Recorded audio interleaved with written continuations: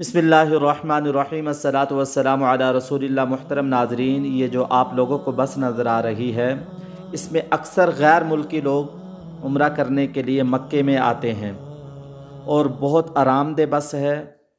और इसमें उम्रे का तरीका भी बताया जाता है आप लोगों को, और जिस इलाके में हैं आप वहाँ से ये बस मक्के में आएगी। और इसमें जदीद ये है कि इसमें वाशरूम भी बनाया गया है।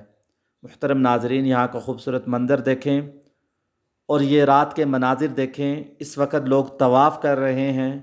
माशाअल्लाह, क्या ही खूबसूरत मंज़र है, क्या ही अल्लाह के घर के पास नूरानियत है, नूर है। मुहतरम नाज़रीन, इस मंज़र को देखने के बाद हर शख्स का ये दिल चाहता है मैं अल्लाह ताला के घर का दीदार करूं।